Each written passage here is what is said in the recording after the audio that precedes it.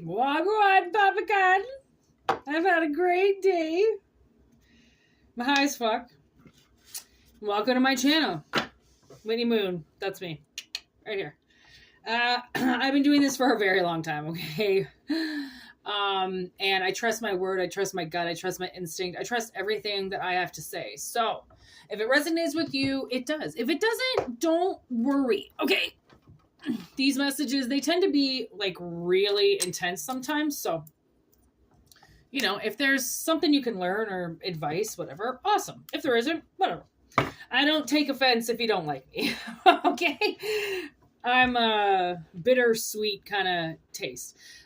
So saying that, I do offer personal readings. Okay. So if somebody is stuck or like the reading's kind of there, but not really, call me up. You can email me and we'll fucking talk about it. Okay. That's what I do. I'm here to help you. I'm in service of the people. Okay. That's my job. I take my job very seriously. Whether I get paid or not, I'm getting paid in a different way, you know? And when I started to get ready to do this reading, and Jelly Roll just came back in my head. I got this Jelly Roll song in my head. It's called Explode with Chris Webby. And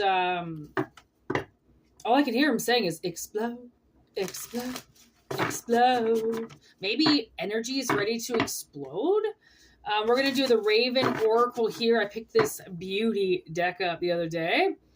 And it's amazing. This woman, like, she just observed crows for so long and made this deck. And it's absolutely fucking stunner. So that's why I said, if it doesn't resonate, it doesn't resonate. Because not all people listen to the spirit of the crow. You know what I mean? Look at this.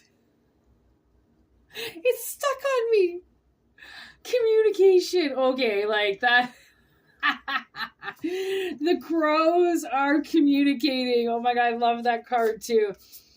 Like if a crow came walking into your kitchen just squawking, just telling some story about something, you know, like what the hell is going on? It's raining out there, his aura's just popping off. He's got something to say. Did you just see that fly? We have distraction.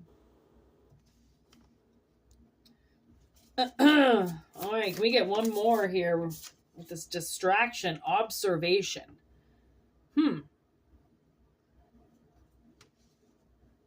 Same color skies. I like that. Okay, crows. You tell me what's up. With a battle. Oh, shit. Battle Royale. Explode.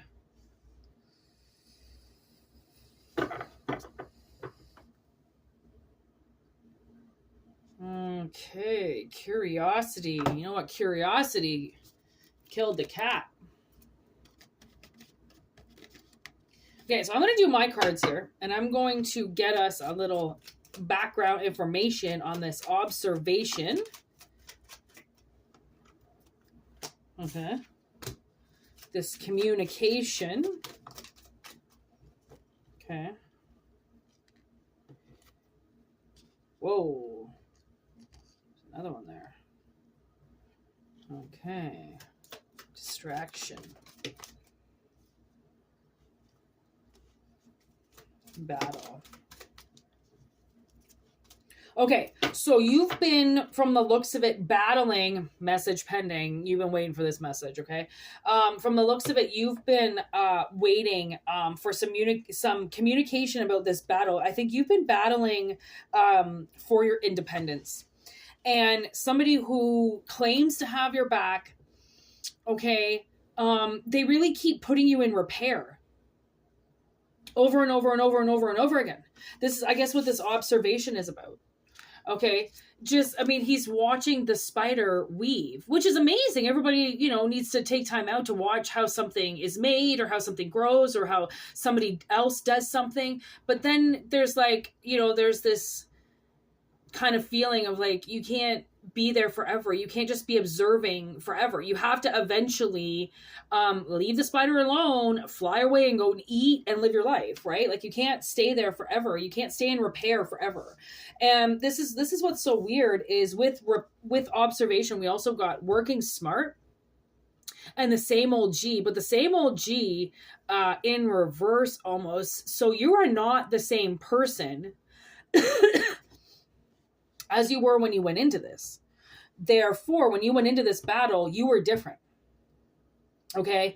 I think you didn't even really understand that this person, these people did not have your back. Somebody that you thought was on your side, they weren't. Okay. They were doing something actually behind your back instead, and they were distracting you while they stole your food. Okay. And with distraction, we have the barter system. Okay. You know what the barter system is? There's no money involved. You trade. You trade this for that, this for that, this for that. Okay. You give up something to get something. And it's been taken care of. Okay. Because this whole giving and receiving thing, you've been hopelessly wandering around. Okay. Because they're distracting you with all these other things to do. You're distracted. And the main goal is to take your food. So you had to battle. Okay. And I did not like this card because it came out really awful the other day. And it's coming out again with this curiosity. Like somebody just wants to know what it's like to fuck with you. They just want to know what it's like to battle you, to take your independence away from you and control your life. They were just curious if they could do it, right? And then I actually, that is the message, because yesterday I was watching something. Oh, I was watching Goon, and you know the part in Goon where the whole team is celebrating, and you see La Flemme over in the corner, and he's making two girls make out with each other, and then he pulls them apart like, "Hey guys, give me some." And I said to myself, "Do you know how many guys I know that get women to do stuff? All they do is ask. They're not thinking that they're even going to get anything, but then that woman is so desperate that she will make out with another girl or cross a boundary, cross a line, okay, just to give it to that person, right? Just to be like, well, see, I like you, I'll do this for you, right? And that's disgusting. That's like somebody, using you and seeing your vulnerability and seeing how far they can get. Like when guys ask you like, oh, send a naked picture to me. So then you send a semi nudie, and then they're like, go all the way, baby, go all the way. And then they sort of like slowly like coax you into doing something that you really don't want to do. And then now you find yourself doing it just to please somebody else. Okay. That's what I'm getting because of this. And this is a teamwork. This took a team to get you to do things. Okay. And distract you along the way. Right? Because it wasn't just one person that did it. There's a group here against you. And then there's an entire group here against you. Again, like, okay, maybe what can we do to get this dog to not look at the fact that we're taking everything that he has? And if he doesn't have food, he dies. Okay, so you were definitely denied something. Okay, and because you were denied that, because they took it from you, right? The whole point was to exterminate you. The whole point was to kill you, right? The whole point was to starve you. Just out of curiosity. Just out of curiosity, how long will it take for them to give up? Just out of curiosity, how long, will it take this person not eating any food for them to actually die? I'm just curious. I just want to know, like, you're some kind of fucking experiment that went wrong. Okay, that's what I'm getting. So now we're picking a new direction. Okay, bottom of the deck with the crows here. You're picking a new direction. And the universe is almost like sending a warning out. Okay. And actually, I was watching these videos that PETA puts up about this time of year and the birds you eat. And let me tell you, I wouldn't be putting that in my mouth. So just don't like that bird anyways. In general, I think it's gross. And obviously because of its growing circumstances, I eat free range meat. I always go to a clean butcher shop. I don't buy meat at the grocery store. I don't know where it's from. I don't know what it is. And I just don't trust it as much as I would trust a butcher shop. Okay, so now it's like, I don't know how you've been distracted with your food. Someone's been massively distracting you, right? And this is also, I mean, when you get, you know, if you had obese parents and you watch them abuse their children, you watch them, you know, just shove this food down their throat, like, you know, like they're grown people and they're children. And you wonder why, you know, these children are getting so obese. And it's because you need to look at the parents. The parents are abusing their children and allowing their children to sit and do nothing while shoving fast food down their throat. So maybe that's what it is. Maybe, you know, like this is a warning that somebody did something with your food. And I don't know what it is. I don't know. Maybe, I mean, my stepmother, for instance, she didn't, everything had to be diet. Everything, okay? Butter, fucking sour cream, milk, everything fucking cut the fat, you know, no fat added, calorie wise, everything was fucked. Everything was so synthetic and so just mass branded, you know, on fake. Like nothing she was eating was real. And I have Crohn's disease now. How do you think that formed? Right? From when I was a child.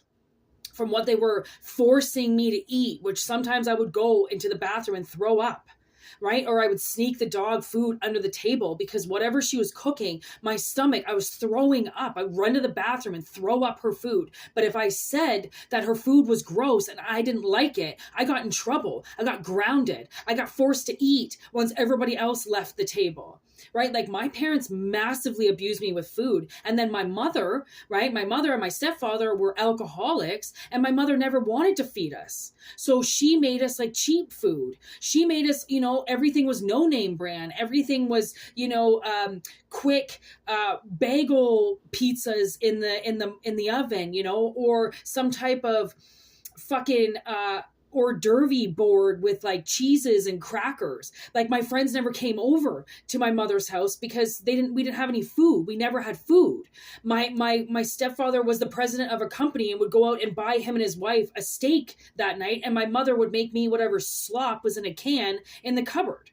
But it looked like we had money. It looked like we were eating good. And then my stomach was so protruded and so swollen for so long that my parents basically almost put me on a diet, said I was getting overweight because all my intestines were backing up. My stomach was actually rock hard, which is, that just is kind of proof that you're backed up, right? I mean, I know I went to the hospital because of it. Okay. And, I had massive food allergies and I had things wrong with me, but my parents wouldn't associate anything wrong with me. There wasn't allowed to be anything wrong with me. I had to be normal, just like everybody else. No spotlight could get put on me, even if it killed me.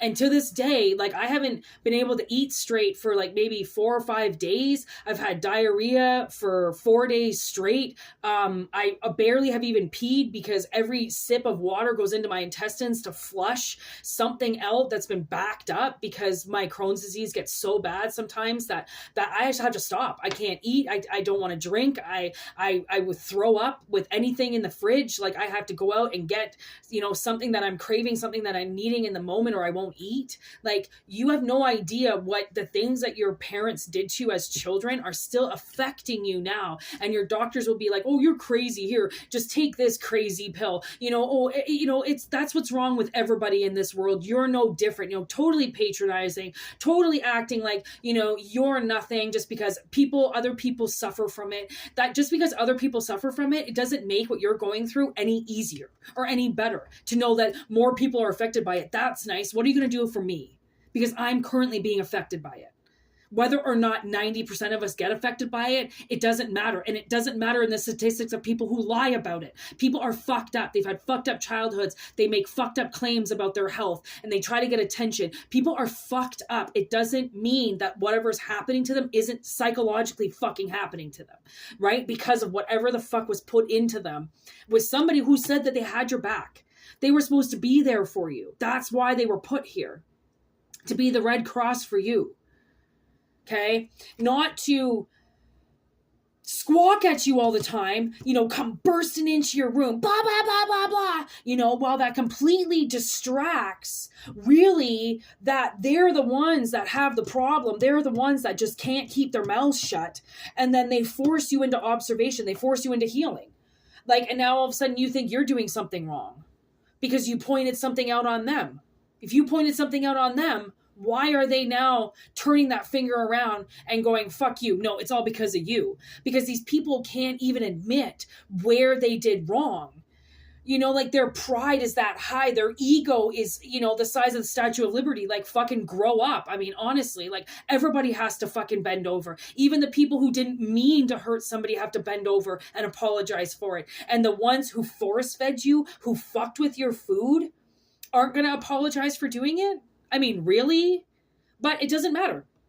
One thing I've realized is it doesn't matter if people admit what they did to you or not, because everything that you've gone through, every relationship you've had, every conversation that you've had, it's all been recorded because it's all in your memory of exactly what they said and exactly when they said it and how you got there and how the circumstances, it's all in your head. Even if you can't remember it from start to finish, you went through it. Therefore, the memory is there. Right? So somebody can't say that it's a different memory through your eyes. Okay? They were not there seeing it through your eyes. Therefore, they cannot take the memory away from you. Therefore, anybody that thinks that they can hide from what they did to you, considering because, that you were distracted by them, you didn't see them. So they think nobody saw them. And they think it doesn't matter if anybody saw them because you didn't. And it's kind of like, ooh, I'm getting this song in my head right now. And it's by this band called Brand New. And the song is called The Quiet Things That No One Knows. And that's the thing, the quiet things that no one knows, the quiet things in people that you don't know, right? The silent but violent thoughts that come through people that you would never think of that are sitting right beside you. And you think you know that person, right? You think you know your parents so well. You think you know your elders. You think you know these people because they claim to love you. They claim to support you. They put a roof over your head. But right? They didn't address that they were also the monster under the roof, that they were also the person who tortured you. They were also the person, whatever it is with you, right? So anyways, take what resonates, leave what doesn't, okay? Because it will not resonate for everybody. And just know, Spirit is watching you, okay? You are waterproof to this, to their backlashes and their actions, okay? They are not going to be able to pin this on you, no matter what. So, survival. That's what I'm talking about. Survival of the fittest, right? Anyways, if you want a personal reading, let me know. WhitneyMoonshine@gmail.com. If not, just totally enjoy the readings. It's all good. And thank you for your emails and everything that you do. I mean, you guys are just amazing at proving your love to me. I tell you that. Geez, little wheeze. I don't even have to ask, and you guys already tell me how much you like me. So honestly, I really appreciate that. I like that I can even do this, to be honest, because this is my favorite thing to do, basically, in the entire world. So have a great weekend. All right. Peace out. And one love, everybody. All right. Be safe out there. Peace.